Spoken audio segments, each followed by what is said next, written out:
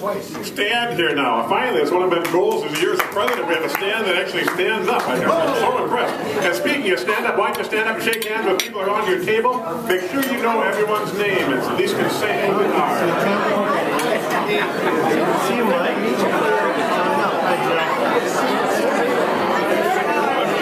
Hi, Glenn. Nice to see you.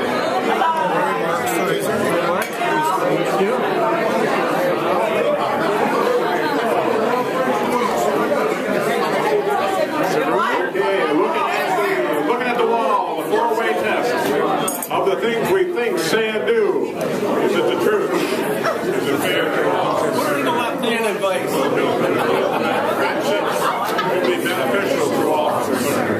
And Steve Breshnahan is going to lead the singing there. Steve, what are we doing? Where's Dave Tripp? Dave, what happened in Stock Center this week? The twins were there, Dave. Oh, you mean in a caravan? Sound excited, please. Jeez. You try and you try. I know. Here I am. I try and work right into his shtick, and he doesn't even go with me. Let's sing "Take Me Out to the Ball Game." It's cold, and we want warm weather, and what the heck? Why not? Take me out to the ball game. Take me out to the crowd. Buy me some peanuts and Cracker Jacks. I don't care if I ever get back, so it's root for the home team. If they don't win, it's a shame. For it's 1, 2, 3 strikes, you're out at the old ball game. All right, what? Well, of course they sound good. We practice every week. Grab your songbooks. We're going to sing the third verse of America. We always sing the first verse and the second verse, but it's fun to sing the other verses of certain songs. America is number 2. Number 2 in the songbook.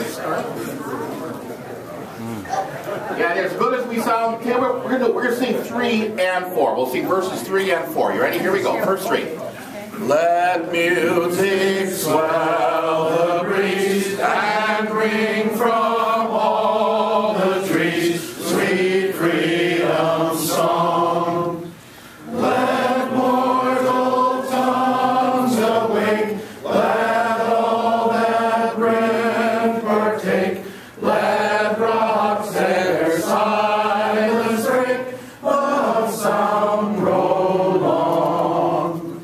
Our fathers, God to thee, author of liberty, to thee we sing. Long may our land be bright, with freedom's holy light. Protect us by thy might, great God our King. Very good. And Dr. Volskamp. Dr. Volskamp for the invocation. Thanks for sharing. Let's pray. Dear Heavenly Father, we truly do live in the greatest country in the world, America. We just give you thanks for all that we have, the freedoms that we have. Lord, we know that this country is far from perfect, as we are. We just pray that you will guide and bless our country, guide and bless us as servants in your realm as well as in this country. We pray that you will bless us in our time together. We thank you for the food that's been prepared for us. We pray that it will nourish us. We thank you that you are a good and gracious and loving God. We just pray all this in your holy name. Amen. Amen. Okay, please be seated. Thank you, Doug. And can you believe this day I come in here and there's almost nobody here. We look around, who's here with Jürgen Craigmuller? Jürgen's here early and the rest of us are later. What is going on? We thought the world come to an end, but I guess you were just looking for a meeting. All right. Made me nervous, I'll tell you. Sean's back there. Sean Conlon is our greeter today. Let's give him a round of thanks for standing there. I don't think we have any visiting Rotarians, Sean. So we'll do that. So let's go to the junior Rotarians for a minute. Let's see. I don't see Christy. So who's got cathedral student? Mike, Troy does. I'd like to introduce to all of you Nick Moleska, a senior at Cathedral High School. Yeah, I see he's going to speak, but we'll put him up here in a minute. Let's see. I saw Wayne duck out the door. Wayne, where'd he go? I don't see that one there. How about Drew? I see is here. Yeah, I'd like to introduce Andrea Timms from St. Bob Christian. And I have Andy Vinson for, there you are. Yep, we're here. I'd like to introduce Emiliana Lopel from St. John's Prep. Did I see that you were in the Knowledge Bowl team? When the winning Knowledge Bowl team? Yeah, very good. Congratulations. And Dave Trahey, or who's got Apollo here? Who's got Apollo at our table? Jack. Welcome, Jack. All right. Where'd Wayne go? He's ducked out on me. Doug, you see him anywhere? He's standing in for you, so, oh well. No student anyway? Okay, we'll let that one go. All right, Sean, let's draw for the loot. Everybody take out your little card there, your little ticky, and see what you got. Number is 388784. Oh, 784, who's got it? Early comer. You do not. Bill keeps saying he has it, so does he have it or not? Nobody else gets it, give the money to Bill. 30 more hands up around here? Okay, I get the money. Bill just claims the money every week, so sometimes, check your numbers, folks. Okay, give him the loot. And Wayne, I don't think we have a student here from Tech. We do not, sir. Okay, thank you. That's the loot. All righty. Well, let's have the students come up here. I have Nick is going to speak today. Is that right, Nick? You want to wander your way up here and give us a word? This is what I want. Nick Molesca, is it? Yes. From Cathedral. Yes. Come on in.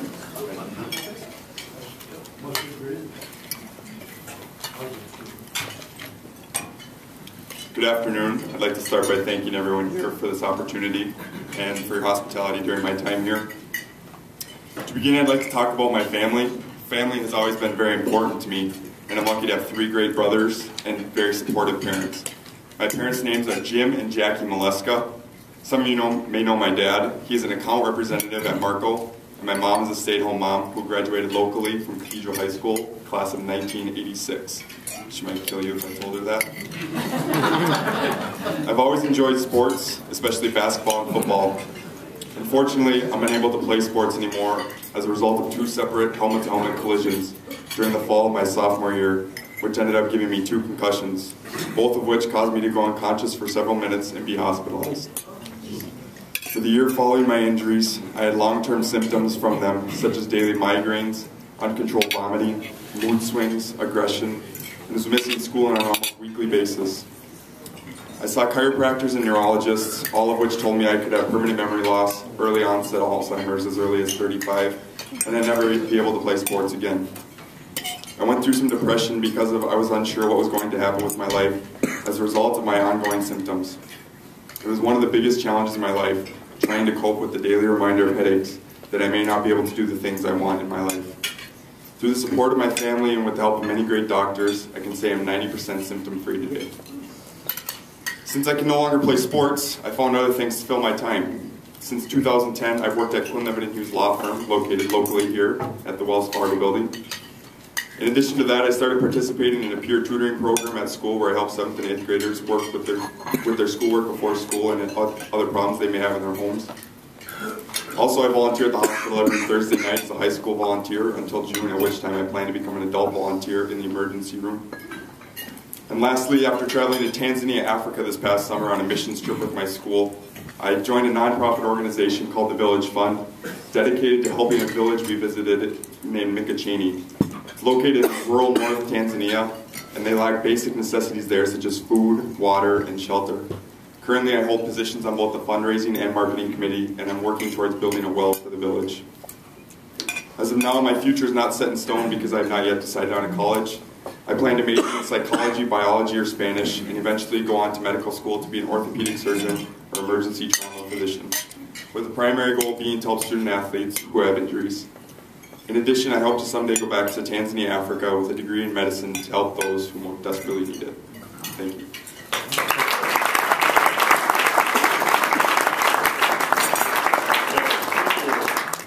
And now, one thing I didn't do is have the Rotarians introduce their guests. I know there's a guest at this table. Tim, you want to stand up? Sure. I'd like to introduce Michael Novak from Donahue Novak. You know him better as Scrooge. We'll be taking a vote on which costume he should wear it the next time he appears. Anybody else have guests here? I thought I saw somebody else come in with a guest. Anybody else have a guest? No, that's it for the guest then. All right. Amelia, are we going to speak today or next week? Okay, that's what I had there. David, you wanted to talk. Can I believe that? No. You want to come up and do an announcement there? Past President David Tripp. Try the new microphone holder.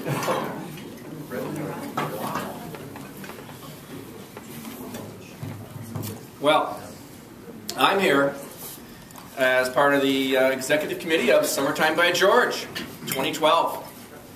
And as you know, and thanks to St. Cloud Times for their New Year's Day editorial that still continues to sum it up. It was their Who Made a Difference editorial of a number of entities and individuals, troops and families, Husky hockey players, bricks and mortar, under and unemployed, and Summertime by George, with their statement, "It's hard to name a more positive difference maker than the Summertime by George concert series at the revitalized Lake George Eastman Park area in St. Cloud." That, of course, followed another editorial back in September, September 7th, Wednesday, and it said, "Summertime by George struck more than a note. Here's the latest and newest sign that summer is winding down in central Minnesota. Tonight, for the first Wednesday in 13 weeks, Lake George won't be rocking or bluegrassing or gospeling or even slip twistering with the Summertime by George concert series. That's too bad." So, not only the paper, but the emails that have come to the club, the Facebook comments that are on our website have overwhelmingly surprised us to the community's acceptance to our club's huge hands-on delivery of community service to our community. And our members are to hopefully feel very, very proud and very happy about that. However, this would not have happened if it had not been for the 15 corporate and individual sponsors who last year took a gamble on, okay, what's this music festival going to be like? And will it be successful? will our good corporate name be represented well at Lake George? Again, you know, this would not have happened had it not been for those 15 corporate and individual sponsors, along with the 5 club sponsors and Leighton Broadcasting, who provided an enormous amount of in-kind marketing from the radio stations to this program. Well, now we're going into 2012, and I'm very, very happy to announce that we have our 12 weekly sponsors lined up and committed, and our 2 other event sponsors. So I'd like to acknowledge those individuals and those companies today and to thank them. Steve Jewell, Central Minnesota Community Foundation, is continuing to sponsor Little Georgetown for the entire season. Brian Pepping, I don't see Brian from MCI Carpet One, is going to again do the trolley, and we'll have a new and improved trolley route this year, along with a kind of an exciting July 4th special trolley route that'll go in between Hester Park and Cathedral and downtown and Lake George, because of the fact that there'll be fireworks and folks that will want to park at either place and then take trolley to enjoy the entire day. They're at the what's called the Rotary level. It's a stepped up, it's a higher sponsorship level of $5,500. So we thank those 2 companies. Then we have 3 other companies that are going to have the Rotarian level, which again is a $5,500 level. They'll have one of the bigger name bands. I wish I could say them right now, but until we get a little further along with some signatures on contracts that Troy then will announce will be our season. But we do have several very big name, well-known bands that do cost more. Thus, Mark Christensen and Julie Whitney from U.S. Bank are one of those Rotary sponsors. Brad Wheelock, see Brad here from RBC Wealth Management, another one, and Mark Sehusen from Wells Fargo. Those 3 companies are the Rotary sponsors for those weekly concerts.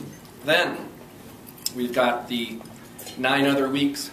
Christy Gilliland, I'll see Christy from Gilliland Chevrolet Cadillac, stepping forward. Ed Laubach, Andrew Stile, Great Plant Moody, Jim Schlenner, Schlenner Winter and Company, John Bodette, Times Media, Kurt Dieter, Rinky Noonan, Tom Rickers, Bremer Bank, Marv Soldner, Viking Coke, and John Bestien from Bachman Jewelers.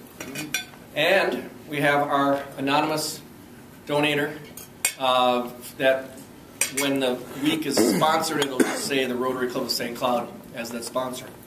So, ladies and gentlemen, let's give a real serious hand of applause.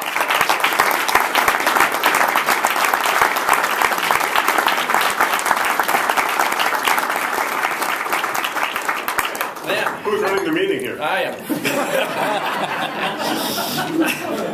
Sit down, Jim. I will be proceeding now this afternoon to email this PowerPoint to the entire membership, and now we're going to be soliciting what's called club level and T-Club level sponsors. The club level is $1,000. It gets you logo on banners at Lake George. You have a booth up to 3 times in the summer at a good front centralized location to engage and interact with the crowd if you choose. You have your logo and link on our website. Thank yous on social media. You'll have mentions during our 4 live broadcasts down at the park. And then upon availability, your staff, clients, family, whatever you decide can enjoy the festival from the beautiful sunroom. Now, for $2,000, you can be a T-Club sponsor. And that is all of the benefits of the normal club level sponsorship. Plus, this year we are not going to be. We're going to be printing T-shirts for sale specifically to the members of the club. It'll be a pre-sale, pre-arranged. We're not selling T-shirts to the general public at the park like we did last year. However, there will be T-shirts, between 400 and 500 of our T-shirts, with the T-Club sponsors' names on those T-shirts. So if you can imagine the hype of that first week and that second week and maybe that third week where the announcer on stage talks about T-shirts and then all of a sudden from locations around the park will fly in 50, 60, 70 T-shirts in the air free to the crowd and be acknowledged that your company, the individual, is part of that T-shirt sponsorship. That gives a little elevated hype to your company. I think will add a lot of excitement to the event and to our event. So, thank you, Jim, and the club members.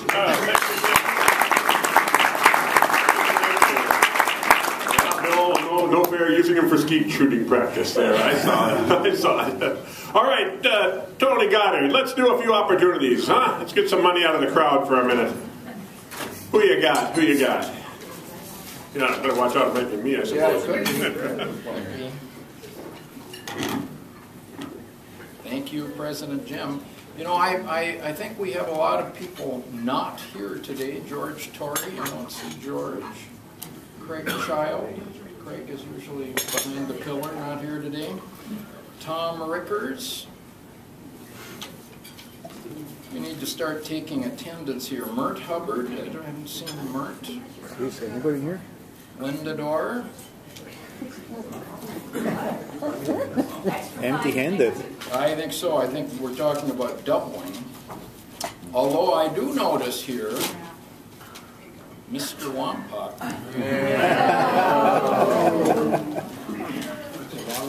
Accomplished, ambitious, and under 40. And this is justly deserved, I might add, but a recognition, and I'm sure it makes you proud. Very much. And this is one of those occasions that is so extraordinary that it leads me to request help from the club about what an appropriate amount is. More. Exactly. And I think in fairness, Justin, we should keep it under 40. 5 under 40, what'd you say? Does this 5 under 40? Oh, 5 under 40? Oh, that's, I was going to start at 25, but I mean, this is, did all of you notice this, that our Justin and I, so 5 into 150,000 people, what's the circulation of the It's paper? enormous. The print circulation alone is 32,000, pass around rate of 60,000, plus we have 5 or 6 million page views on our site. So Oh my God! this is merely for a factual basis, but this You're an internet entrepreneur. This is invaluable, isn't it? This unbelievable. More than Maybe you should volunteer. So what are you thinking, Justin? You know, I like Jim's idea. That seemed like a good fair number. 35. All right, very good.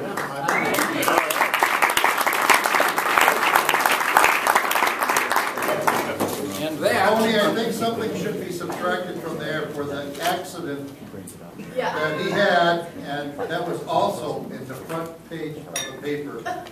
But he already made a down payment last year. You think that should be subtracted? That sounds like an addition to me.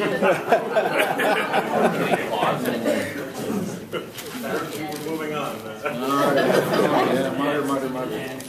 And so, unless we're desperate for cash and want to fine people for failure to have a pin.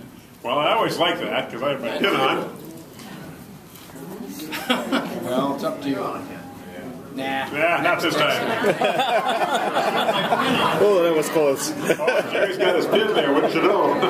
Say, I see Dale Hanka back there. I didn't know how nobody got you in there. Let's say hello to Dale back there for a minute. Dale, welcome back. Good to see you sneaking in there.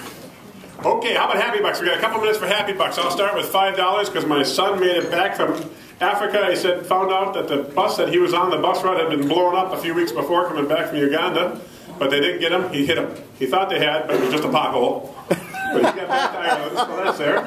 Jerry. I have a buck. Sunday was Martin Luther King NAACP Freedom Fund dinner, and it was here in this room and in the room next door, and there were at least 8 Rotarians at that dinner. It was made me proud to be a Rotarian. I have 5 Happy Bucks. As David mentioned, I've got all the bands lined up for the summer. Very few people know who they are. I'm waiting for contracts to come in and confirm them. And then we'll start announcing, and we have a fantastic lineup for the summer. It's going to be great. And I anticipate with a few of them, a few situations, we'll probably even get close to 10,000 people there. The other thing, too, is just a report, and I'm not really reporting because I promised I wouldn't. I'm that close away from being over goal money-wise and people-wise for the foundation, and I'll announce that when it happens, and then we'll work on distributing some of the Paul Harris Fellows and so on. So thanks for everybody's help. All right, thank you. Lay it on there. This is a Happy Buck for Saturday. We have a Martin Luther King Day of Service Kids Against Hunger packaging event. We've got a couple hundred people are coming to do about 250,000 meals that are going to be going to Jamaica. So just want to let everybody know that we're kind of kicking off the year with a good start. Good. All right. Well, I got a Happy Buck for the Golden Gopher basketball team that finally, after 4 losses, has won 2 in a row. Two Happy Bucks. 2 weeks from Saturday is our Mardi Gras, our event at the Civic Center, at the new Civic Center. Which is our big fundraiser for emergency services, our food, and our emergency services program, financial services. Needs are big, so we appreciate your support. See you there. Okay, thank you. Thank you, Steve. All right, let's turn the program over to Janelle Kendall, who will introduce our speaker. Janelle, come on up. trying to talk him into coming to Mardi Gras. Hang on. Our speaker today is Mark Sizer, the new Human Services Administrator for Stearns County. And we asked him to come because I found when I first go out and talk to groups as someone who works in government that you have no idea what we actually do. So here's your chance to hear. He's in charge of almost half the county, so you'll hear about it. His background is actually a degree in social work from Bemidji State with a minor in criminal justice. He additionally worked in youth development and within 4 years was a supervisor in probation in Morrison County. He then led Todd Wadena Community Corrections for 5 years after that and has been with Stearns County 18 years heading our community corrections, which is our probation department, and just in August was promoted to Human Services Administrator. I can tell you as a county department head, we are thrilled. He is a big thinker. He's a carry-it-out guy. It says here on his resume, relation-focused problem-solving and empowering participants. Because see, like when you go to a meeting with him, you get a list of things to do, and he's going to actually check to see if you got it done. He gets along. He started the Criminal Justice Coordinating Committee in Stearns County, which we now travel the state telling people how to get along and get things done rather than just talk about doing good, to actually carry it out. So I am thrilled to introduce our Stearns County Human Services Director and my friend, Mark Sizer.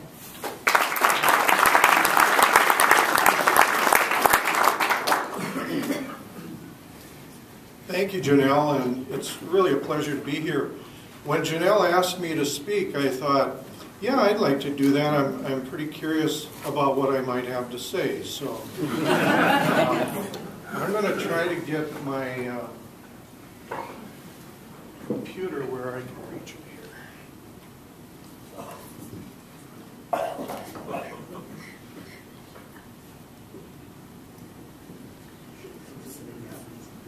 There. Now if it'll go. Uh-oh. It's working. All right.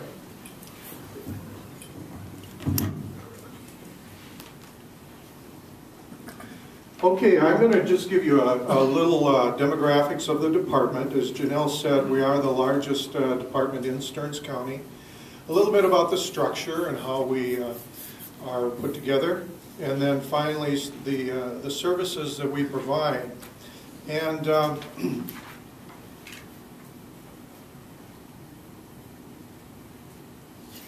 there we go.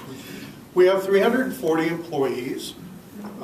We have over 78 service areas, and in some of those areas, we of course have more minute and detailed services that focus on certain issues or populations. Our annual budget is $43.5 million, and we utilize over 118 funding streams. When I grew up in corrections, we had 5 or 6 funding streams. Now I'm learning all these funding streams, and to be honest with you, I don't even know where half of them are originating from, so I'm learning on that.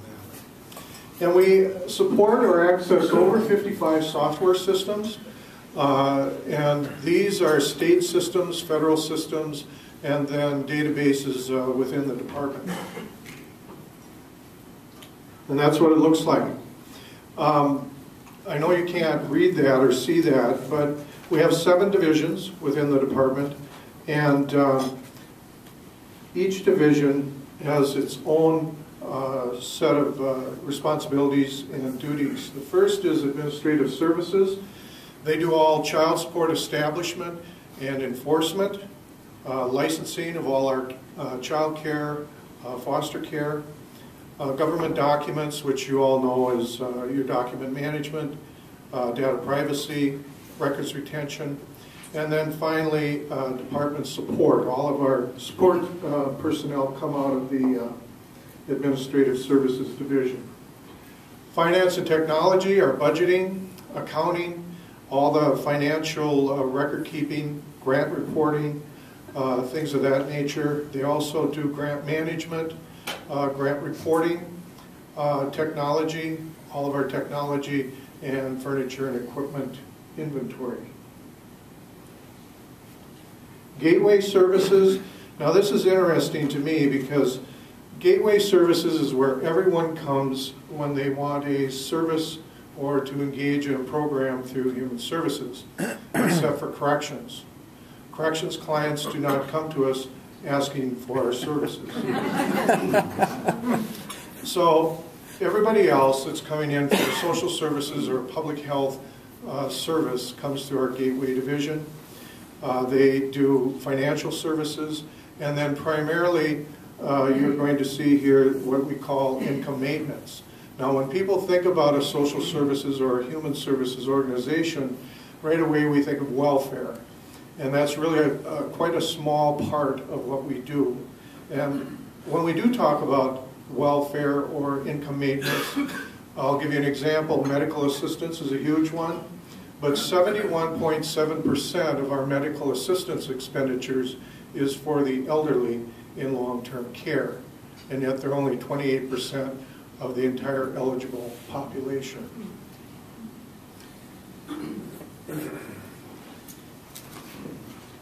Family and Children's Services.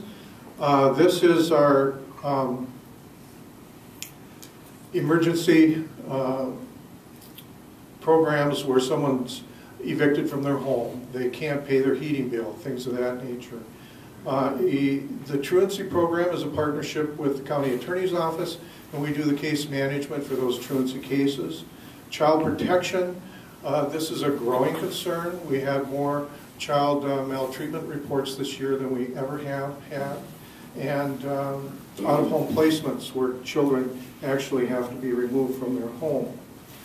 I'd like to focus just for a minute on maltreatment investigations and talk about John and Mary. This referral came to us through the school system, as many of them do. John and Mary are in their mid-30s.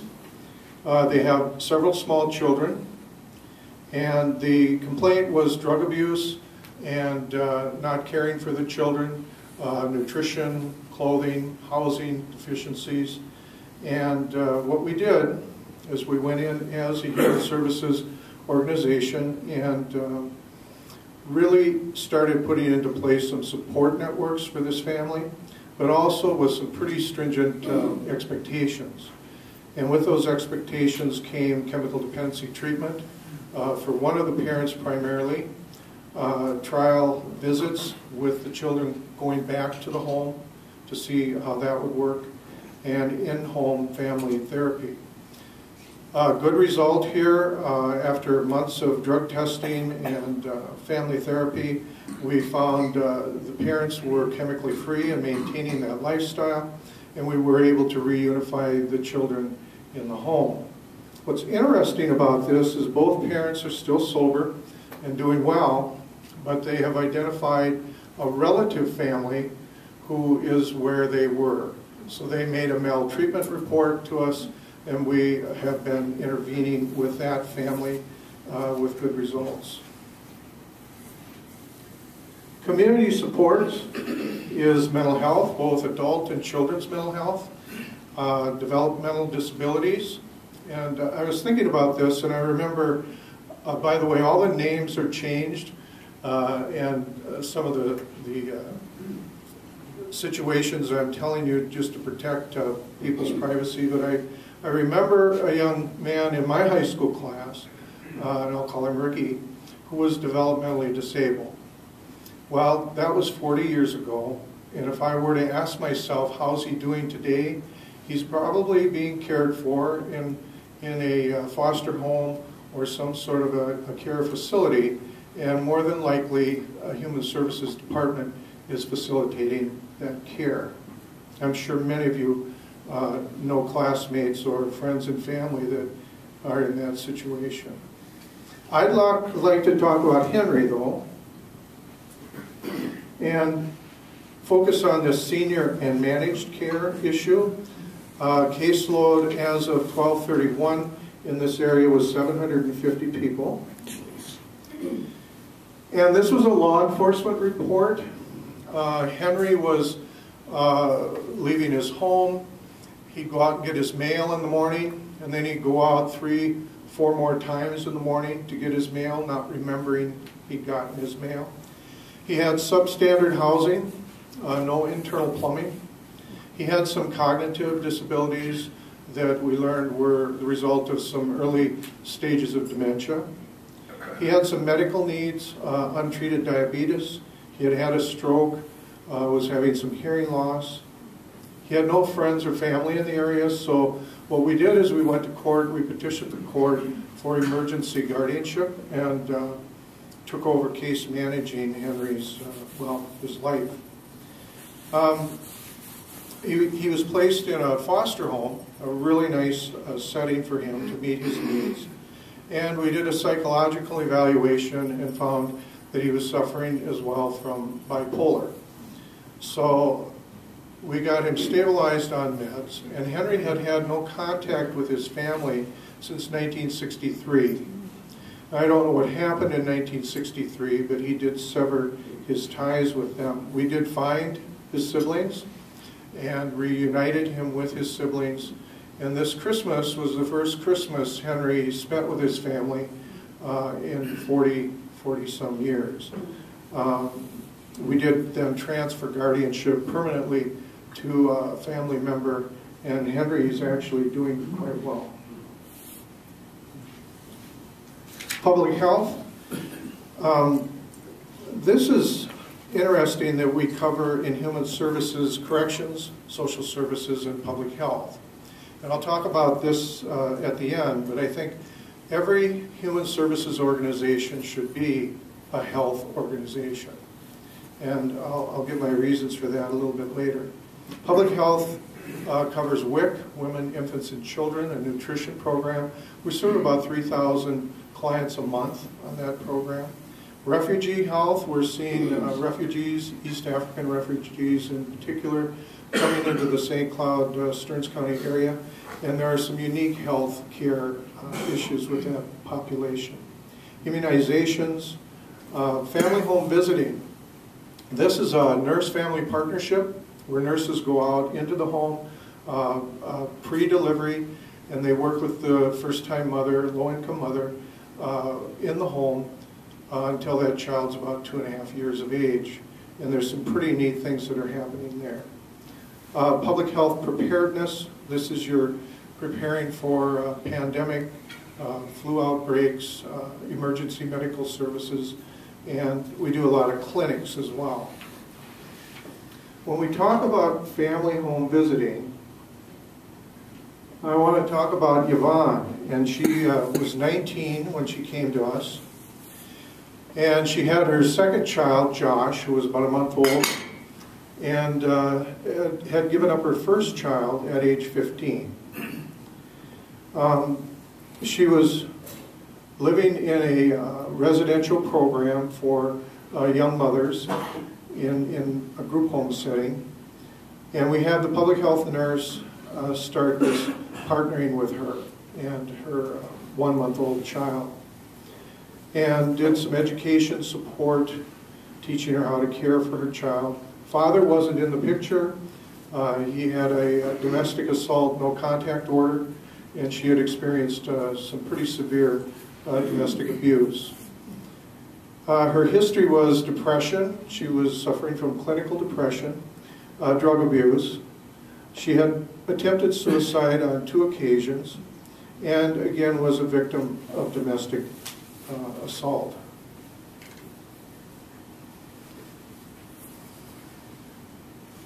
Through the partnership with the nurse, we were able to get her a part-time job at a local coffee shop. She did end up receiving her high school diploma, and then she moved into a sponsor family that had been set up.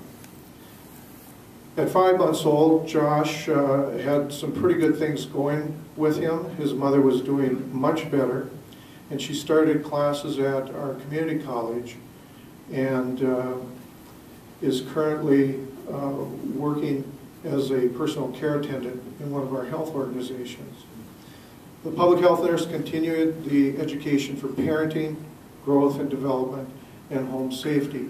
And the home safety was important because of the father who did continue to be a threat to her safety and that of her child.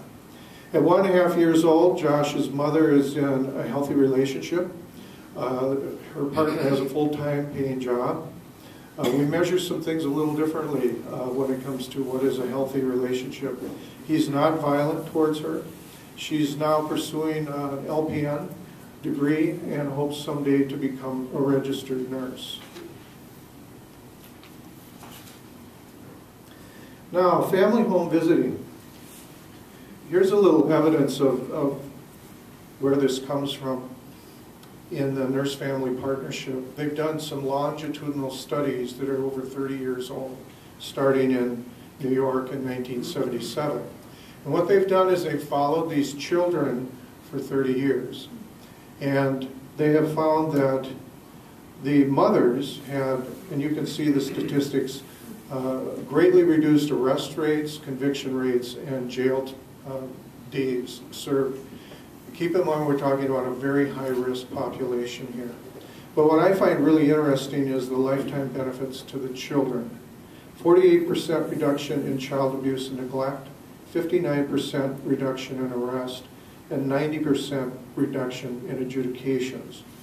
And these children haven't seen that health care, that public health nurse since they were 2.5 years old. And I don't know how many of you in the room can remember anything that happened to you when you were 2.5 years old, but I can't. So something was happening with that contact with the mother. Gee, this is really important. I've got a public health nurse coming into my home.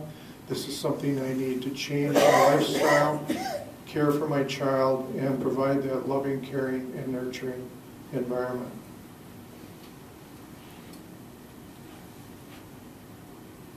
Those that don't do as well come to us in our Community Corrections Division. We supervise all adult and juvenile offenders in Stearns County. I think the division serves just under 10,000 offenders a year. Supervised release are those individuals coming out of prison. We have a specialized team of agents that supervise that group specifically. Some specialization, sex offender supervision is specialized, repeat DWI offenders. By the way, DWI offenders are almost 1/3 of the corrections population in Stearns County. Felony domestic abuse, and I'm going to talk about that a little more. Drug court, and we also run community service work. We have 2 full-time crews. They take inmates out of the jail. People come from home who are ordered to do community service work hours, and they do service projects throughout the county. We also have upwards of 300 individual work sites where we can place offenders one-on-one to do their community service work. Drug testing, we on any given day have about 800 offenders who are under drug testing conditions, and electronic home monitoring where we have about 100 people on any given day on some form of electronic surveillance or home monitoring. That's saving 100 days, jail bed days a day here in Stearns County. And we have a 167 bed facility, and we would have built a huge annex long ago had we not done electronic home monitoring. We also have a PRC, Probation Reporting Center, where 4 agents supervise about 1,200 offenders who are low risk, and we don't want to do more with them because if you do more with low risk offenders, you actually have a propensity to increase their recidivism rate rather than reduce it. I can't talk about community corrections without talking about the felony domestic abuse court. It's a court that Janelle Kendall was instrumental in putting together here in Stearns County. Domestic violence offenders previously were buried on caseloads of 80 and 90 offenders per agent, and this partnership has put them on specialized caseloads. We also have a surveillance technician that is out and about evenings and weekends, knocking on their door and making sure they're where they should be and doing what they are ordered by the court to complete. This is a partnership that I think is exemplary of crossing boundaries between departments and agencies. We have about 25 to 30 people that meet at 7:15 in the morning, and they include all the major players from the criminal justice system, treatment providers, victim services and shelters, as well as mental health professionals. It's a good example of taking a systemic view and really making some changes to address this population. When I talk about this in St. Paul, one of the unique things we do is we do contract for legal aid for the victim, and to actually have your own attorney advocating for your needs and your wants in the court has been an incredible asset to those victims and assist them in making better choices. Now, as I said before, any human services organization really should be a health organization.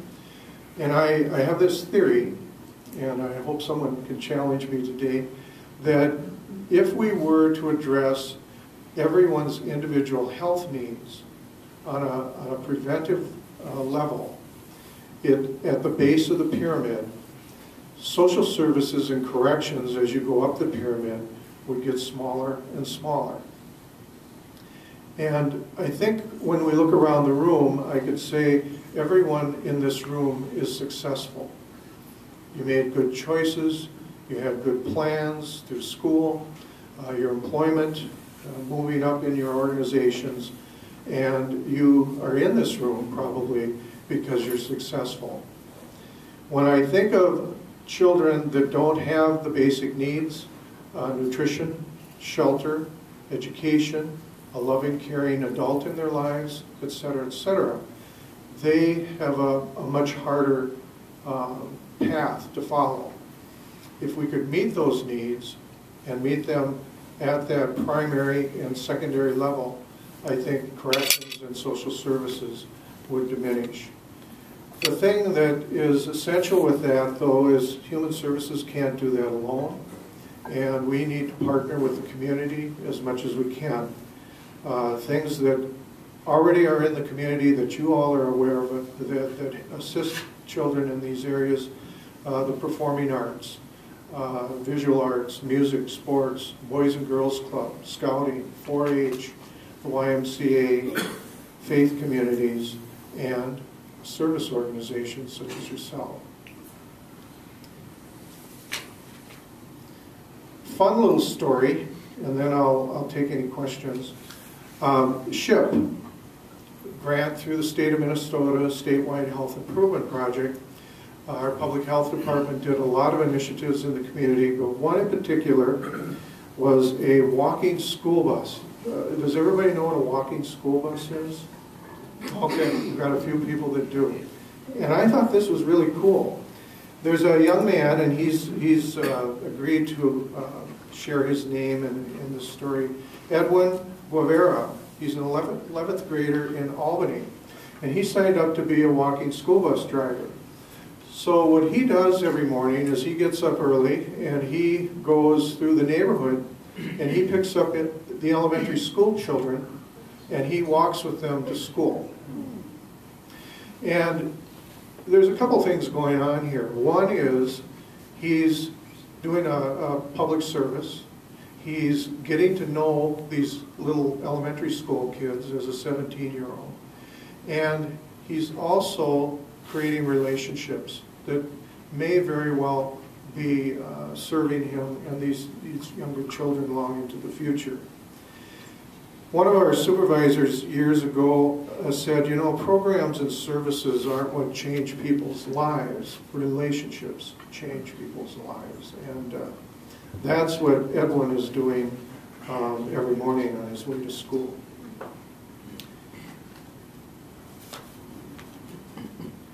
Another interesting story with the SHIP grant in that service is St. Cloud State University is going smokeless. And I think in August of 2012, the entire campus will be smokeless. And we have a gentleman who's a professor there, and he came to the public health director and he said, I want to thank you for all your work on this initiative. He said, I was a heavy smoker, and I've been able to quit, and not being able to go outside my building at the university and light up is going to help me maintain my abstinence from smoking cigarettes. So there's some fun things that come out of a human services organization as well. I'll take some questions. However, I've only been in the position since August, so I did make a list of 12 creative ways of saying I don't know. But I'll try. Yes, sir. Well, this is an area you probably can answer because it has to do with the corrections area. You'd indicated that there were 10,000 individuals in the course of a year that your department touches. I mean, are there duplicates in there? That's a huge number. It is a huge number. There may be some duplicate counts in there where an individual would come in for a pre-sentence investigation, and then they would also come in and be supervised under sentence. So we do about 2,400 investigations a year. So to be really generous, you could subtract about 2,400 from that 9,800, 10,000 number.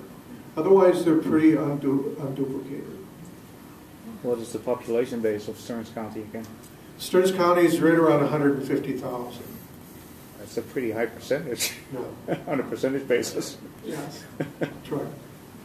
Mark, I had the opportunity in my nonprofit days to be working and I served on the Human Services Advisory Board, which was just an incredible experience to see what all of you are dealing with when you're dealing with money and services and unfunded mandates and all of that. And Roma Style was there while I was there. And one of the big concerns that I know we had was who's ever going to replace Roma when she retires because there was so much in her head. And having worked with you, I think they made the right decision. I mean, you're the perfect person for that job, so congratulations. Thank you. Thank you very much. Yeah, one more I question. think you'll know this one also. You said there were 167 beds, inmate beds. Where are they? Oh, in the Stearns County Jail. In the jail? Yeah. They're very little beds. And they're concrete without a mattress. Okay. If you have an incarcerated parent, are children allowed to come and see or visit that parent? Yeah, I can't answer that, what the jail administration policy is on that. There is visitation at the jail. People can go and visit the inmates. And I'm not sure, Janelle. The sheriff controls that. And many of them, depending on what they're in for, there's actually no contact order with the kids, or they can only have supervised contact, so it really depends on the individual case. Thank you very much. One more question, she is quick. On the DWI incarceration rate you mentioned, are we unusually high here in Stearns County? And if so, is that because of good law enforcement, or do we have a serious problem with alcohol or all of them? Go ahead, man. We do have a higher rate in Stearns County. Statewide, we are on the higher end of that. We do have excellent law enforcement, and the increases for that could be detection as well as that higher rate of people continuing to drink and drive. Okay, thank you. Let's give them a round of applause.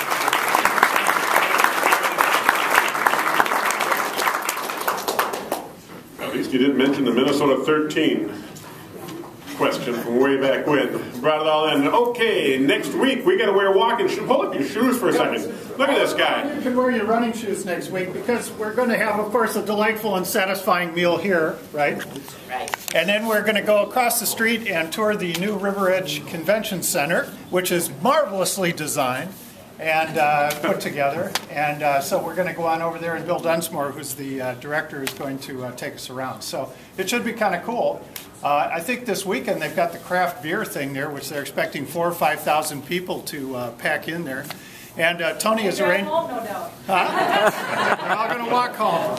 And Tony is going to arrange for one of the people who is involved in the mural that's over there on the second floor, Tony, to talk to us as well. So it should be pretty cool to go over and see what's going on. And then the week after that, we're going to have the myths and facts surrounding safety skills with children. Allison Fay from the Jacob Wetterling Resource Center is going to come and talk to us. Sounds good, sounds good. You know, I wonder about that craft beer show and that walking school bus kind of a concept. Can you imagine that going down the street after the beer tasting? That would be something to see anyway. Anything else for the good of the order? Otherwise, thank you. The meeting's adjourned.